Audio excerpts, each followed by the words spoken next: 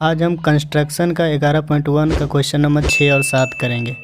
6 कहता है कि एक त्रिभुज ABC बनाइए जिसमें BC 7 सेंटीमीटर, कोण B 45 डिग्री और कोण A 105 डिग्री है। तो देखिए हम सबसे पहले BC एक रेखाखंड खींचेंगे जिसकी लंबाई 7 सेंटीमीटर होगी। तो हम BC एक रेखाखंड खींचेंगे इंच की मदद से जिसकी 7 सेंटीमीटर होगी लेंथ। हम इसका नाम दे देंगे BC, B इस बिंदु का नाम C।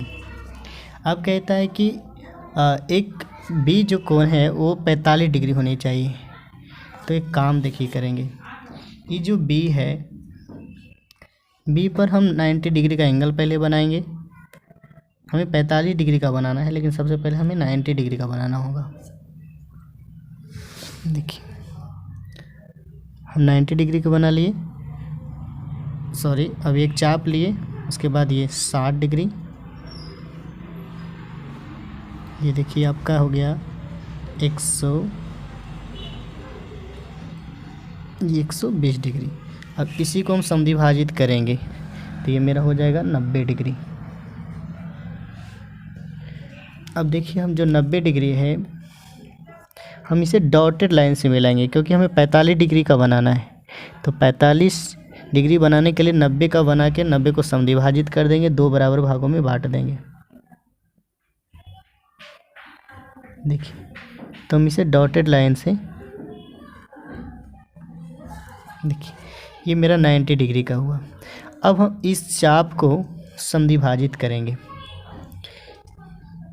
यहाँ पे बिंदु पे रहे कि हाफ से ज़्यादा चाप लेके इधर कट करेंगे और यही 90 डिग्री रख के, देखिए ये जो बिंदु है वो बिंदु B से मिलाएंगे।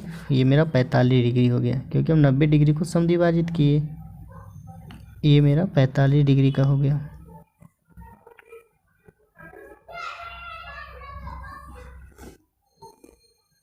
देखिए अब देखिए कहता है कि ये हो गया आपका 45 डिग्री। अब देखिए कहता है कि कोण A जो है वो 105 डिग्री का है, मतलब अगर ये B है और ये C है और कहता है कि यहाँ पर A बनेगा तो ये 105 डिग्री का होगा। तो अब जानते हैं कि तीनों कोण का जो सम होगा वो 180 डिग्री होगा। अगर हमें ये 105 बनाना है तो हम इसे, ये 45 है और ये अगर ये 105, तो 105 और 45 हो गया 150।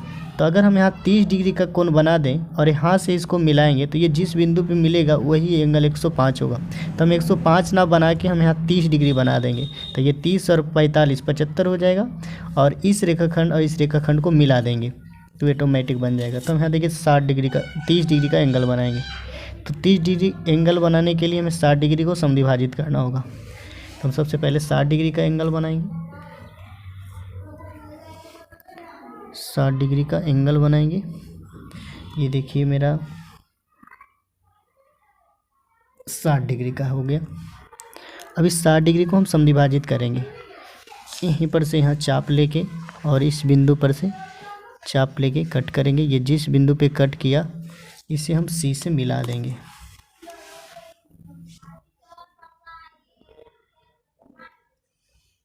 देखिए अब ये देखिए हम 30 डिग्री का बना दिए। अगर हम ये 30 डिग्री का बनाए और ये 45 डिग्री का कोण बनाए तो कोण B, देखिए यहाँ पर कोण B प्लस कोण A प्लस कोण B प्लस कोण C बराबर हम जानते हैं होता है 180 डिग्री त्रिभुज के तीनों अंतः कोणों से। तो हम कोण B कोण A प्लस कोण B का मान 45 डिग्री प्लस कोण C का मान 30 डिग्री बराबर कितना 180 डिग्री। तो कोण A बराबर इस 40 30 75 180 डिग्री। तो कोण A बराबर 180 माइनस 75 यानी कि 105 डिग्री। यानी A का जो मान हो गया, ये जो हम A है ये ऑटोमेटिक मेरा 105 डिग्री का एंगल बन गया।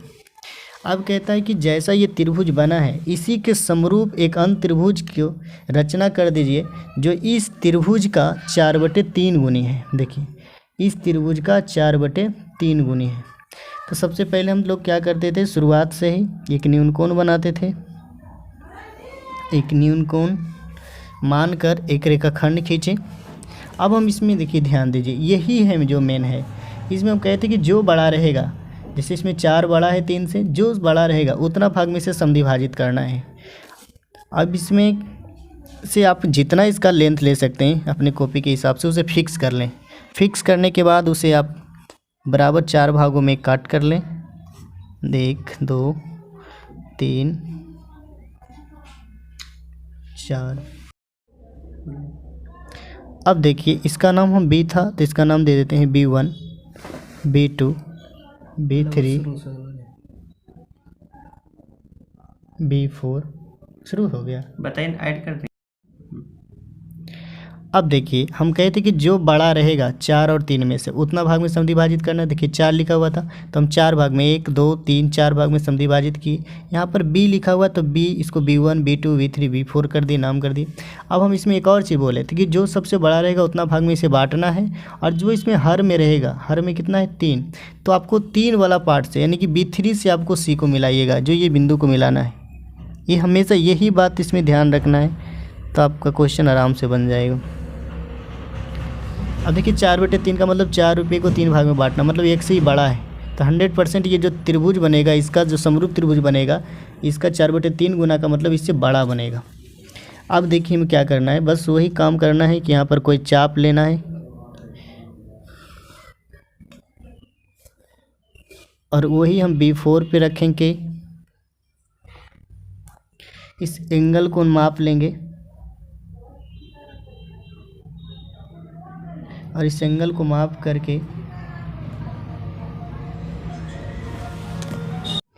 अब देखिए ये बिंदु पे कट किया। हम क्या किए, इस एंगल को ना माप लिए, मापने के बाद हम यहाँ पे रखे और माप करके ये बिंदु को कट किए। और ये जो बिंदु कट किया है ये B4 से इस बिंदु को आगे बढ़ाएंगे। B4 से इस बिंदु को हम आगे लेके जाएंगे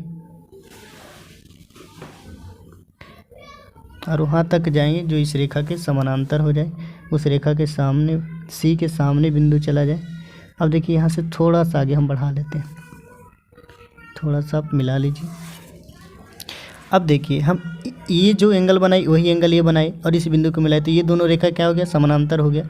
अब इस रेखा के समानांतर एक रेखा खींचना है, तो वही काम करेंगे। जो एंगल यहाँ है, एक एंगल यहाँ माप लेंगे, उसी अनुसार इसमें बना लेंगे।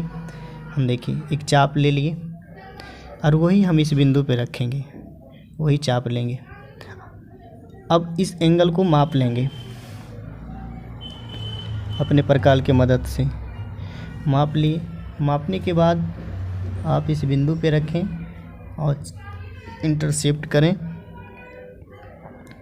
उसके बाद इस बिंदु का आप नाम दे दीजिए D।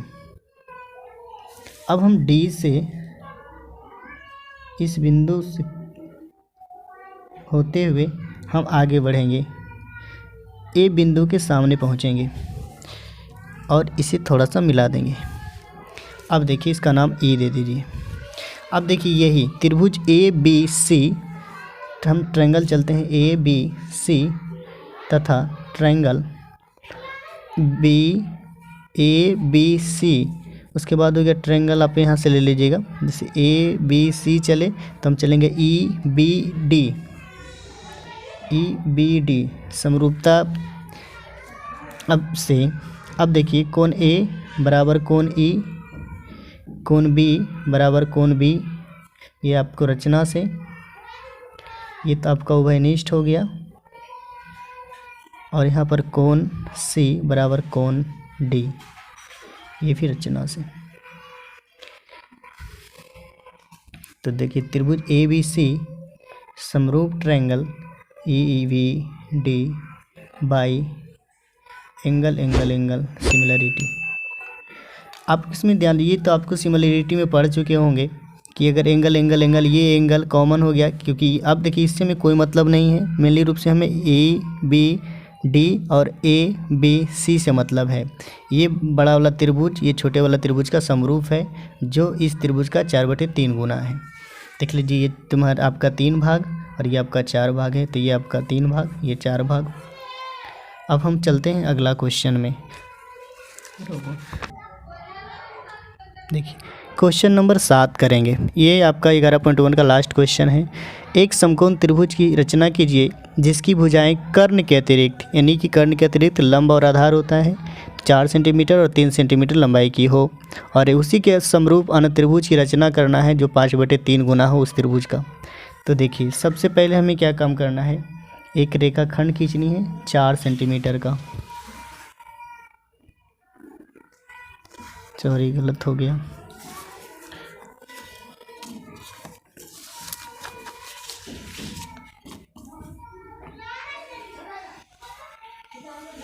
देखिए 4 सेंटीमीटर का हम खींचते हैं। ये मेरा 4 सेंटीमीटर। आप इसका नाम दे दीजिए, इसमें नाम नहीं दिया हुआ है, आप नाम दे दीजिए। नाम दे दीजिए आप में इसमें ए बिंदु को बी। अब ये 4 सेंटीमीटर हो गया। अब कहता है कि त्रिभुज समकोण है और जो लंब है वो 3 सेंटीमीटर का है। तो ये आपका 4 सेंटीमीटर हो गया, ये आपका आधार हो गया। हम पहले 90 डिग्री का एंगल बनाएंगे ए पर। यहाँ पर 90 डिग्री बनाने के लिए क्या करेंगे, हम ए पर रख के एक चाप खींचेंगे, चाप लेंगे। चाप लेने के बाद हम इसे एक बार फर्स्ट उसी साइज का कट करेंगे, फिर कट किए हुए बिंदु पे पुनः रख के उसी कट करेंगे। फिर ये आपका देखिए ये 60 डिग्री बना, ये 90 डिग्री बना और इसे हम समद्विभाजित कर देंगे। 60 और ये 120 बना, तो 60 और 120 के बीच में 90 होगा। अब इसे समद्विभाजित कर दीजिए और समद्विभाजित बिंदु को ए से मिला दीजिए, ए से मिला दें। अब जो कहता है कि जो ये आप जो लंबाई ले रहे हैं ये बी, आप इसकी जो लंब ये तो आपका आधार हो गया यानी बी हो गया। अब जो पी है 3 सेंटीमीटर लीजिए, तो 3 सेंटीमीटर आप इस इंच की मदद से देख लीजिए। देखिए इंच की मदद से यहाँ पर आएगा, ये आपका उसका नाम दे दीजिए। ये हो गया, बी हो गया, ये सी। अब आपको सी से बी को मिला दीजिए, ये ट्रायंगल हो गया, सी से बी को मिला दिए। देखिए एक समकोण ट्रायंगल हुआ जहाँ पर ये 90 डिग्री हो गया। ये आपका 3 सेंटीमीटर और ये 4 सेंटीमीटर। अब कुछ नहीं करना है, बस इसी ट्रायंगल का समरूप एक अन्य ट्रायंगल बनाना है जो इस त्रिभुज का 5/3 गुना है। तो सबसे पहले काम क्या करेंगे, हम एक न्यूनकोण बनाएंगे। सिंपल सा है, आप इसको एक चीज़ ही करना है सब में, समकोण त्रिभुज बनाना है, सॉरी एक न्यूनकोण बनाना है। अब हम इसमें देखिए कहता है कि 5/3 गुना। 5/3 गुना के मतलब हम आपको बताए थे कि जो इसमें बड़ा रहेगा, जैसे ये 5 है, 5 बड़ा है, तो इसको हम 5 बराबर भागों में समद्विभाजित करेंगे। आप अपने सुविधा अनुसार इसे 5 बराबर भागों में समद्विभाजित कर दीजिए। जैसे 1 फिक्स कर दिए हैं चाप को, 2 3 4 5। अब इसका नामकरण कर दीजिए A1 A2 A3 A4 A5। अब देखिए 5/3 मतलब होता है 5 को 3 भाग में बांटना, मतलब कि 1 से ये बड़ा है। हम कहते हैं कि जो ये त्रिभुज समरूप त्रिभुज बनेगा इस त्रिभुज से बड़ा बनेगा। तो इसका मतलब आप ध्यान दीजिए, देखिए इसमें जो नीचे में है जो ये 3, हम कहते हैं कि जो बड़ा रहेगा उतना भाग में समद्विभाजित करिए। और जो मिलाना है, जो ये लास्ट वाला जो बिंदु ये बी से जो मिलाना है वो हर में जो रहेगा उसी से आप मिलाइएगा। ये देखिए 3 है तो आप A3 से आप इसको मिलाइएगा। देखिए हम A3 से इस बिंदु को मिला दिए। अब A3 से इस बिंदु को मिला दी। अब देखिए क्या करेंगे, यहाँ पर वही जो सभी क्वेश्चन में किए हम लोग, एक एंगल करेंगे और उसके बाद वही एंगल A5 पे करेंगे, क्योंकि 5 और 3 है तो ये देखिए तीसरा भाग है और ये 5वां भाग है। तो हमें ये 5 और 3 के ही बारे में सोचना है। अब हम एंगल को मापेंगे।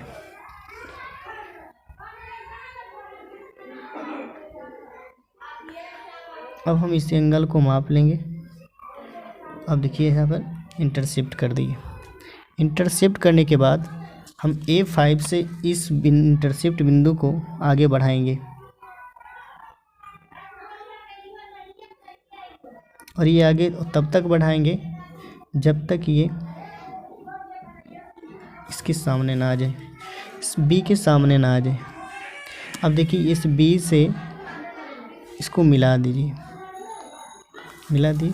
अब जो काम ये देखिए, ये एंगल जितना बनाए वही एंगल इतना बनाए, तो इसका मतलब ये दोनों कोण बराबर हो गया। तो ये देखिए दोनों रेखा क्या हो गया, समानांतर, संगत कोण के विलोम से। कहता है संगत कोण की अगर दो रेखा समानांतर है तो उसके ये कोण और ये कोण संगत कोण बराबर होगा। इस बार संगत कोण बराबर है, दोनों समानांतर हुआ।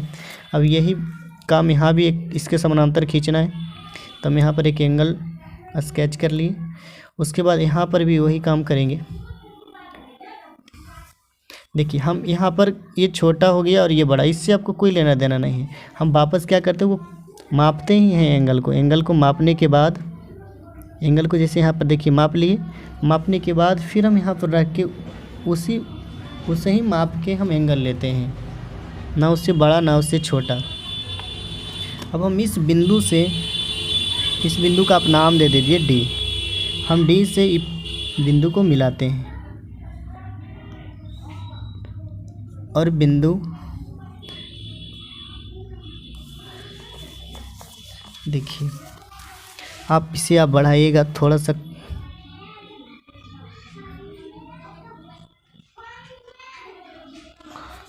आप थोड़ा ध्यान दीजिएगा, ये थोड़ा सा आगे बढ़ गया है पेज के कारण। अब देखिए ये जो त्रिभुज, इसका नाम दे दीजिए ई। देखिए ए बी सी, ए त्रिभुज ए बी सी समरूप ट्रायंगल है। त्रिभुज ए बी सी तो समरूप ए डी ई।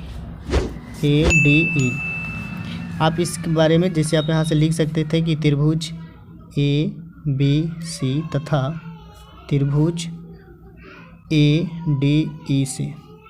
अब देखिए ये, अब हमको नीचे वाले से कुछ मतलब नहीं है रहता है, ये त्रिभुज और ये बड़ा वाला त्रिभुज को कंपेयर करना है, क्योंकि हम इसका सिर्फ मदद लिए हैं। तो देखिए कोण ए बराबर कोण ए उभयनिष्ठ है।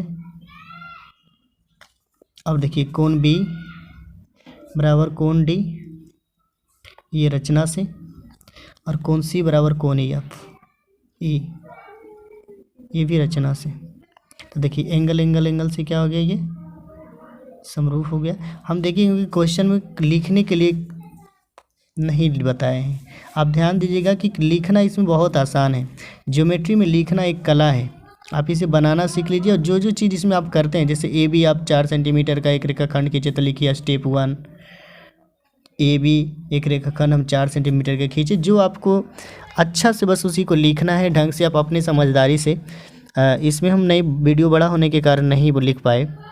आप सीख लीजिए और एक वीडियो बना देंगे जिसमें हम लिखने के लिए सिखा देंगे। एक क्वेश्चन लिखेंगे, सब सिमिलर सब क्वेश्चन वैसा ही लिखाएंगे।